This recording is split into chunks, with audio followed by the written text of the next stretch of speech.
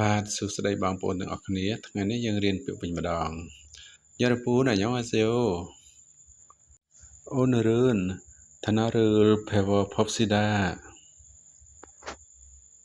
단어를 배우세요 어디 애나 뭐 무엇 vậy 누구 너나 옆ក្បែរឬចំហៀងអារ៉េខាងក្រោមយ៉ាប់ផេក្បែរឬចំហៀងវីខាងលើធីខាងក្រោយធីអេខាងក្រោយអាប់ខាងមុខ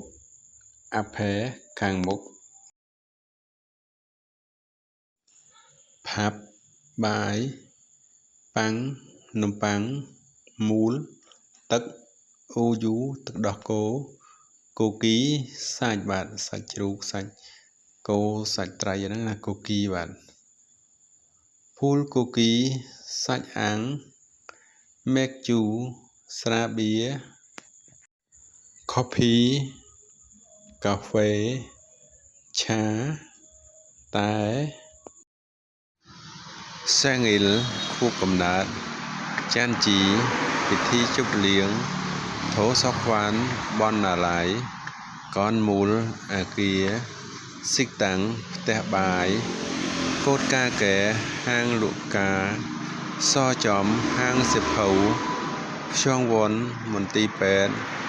ហាក់ខ្យូសាលារៀនខ្យូហេព្រះវិហារបាទឥឡូវយើងមកមើលកិរិយាសព្ទវិញម្ដងបាទពាក្យថាកាដាដល់ពេលយើងប្រើប្រាស់ទៅក្នុងពេលបច្ចុប្បន្នវាទៅជាកាយោអូដាវ៉ាយោឆេមីអ៊ីតា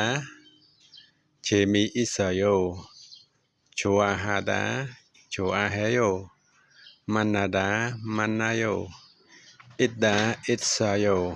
សាដាសាយោមកដាមកកយោបរិភោគឬក៏ញ៉ាំហាដាហេយោបានន័យថាធ្វើការធ្វើមេរៀន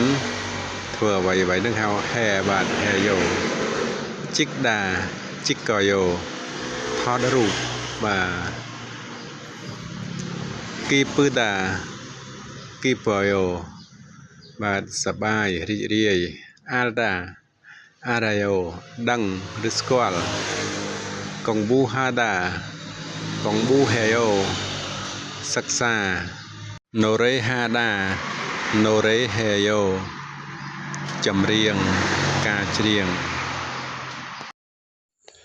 ឥឡូវយើងមកភ្ជាប់ប្រយោគខ្លីៗបន្តិចមើលបាទអឌីវ៉ាយោតើអ្នកមកពីណាអឌីខាយោតើអ្នកទៅណាណូរេកាភូរមយ៉នណូមូឆេមីសាយោប្រសិនបើយើងច្រៀងចម្រៀងនោះយើងនឹងសប្បាយណាស់បាទ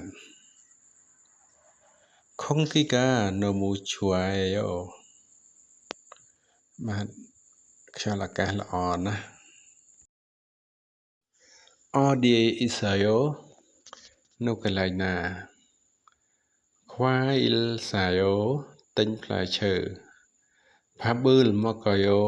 ហូបបាយយោជឺមឿនអ៊ីលហេយោសប្តាហ៍ថ្ងៃនេះធ្វើការសាជីនឺលជីកយោថតរូបណែអារ៉ាយោបាទ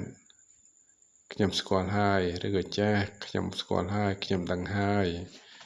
បាទអរគុណបងប្អូនទាំងអស់គ្នានៅមេរៀនក្រោយយើងនឹងរៀនអំពីវេយ្យាករណ៍ខ្លះៗនិងប្រយោគខ្លីៗខ្លះៗបាទសូមអរគុណសូមជម្រាបលា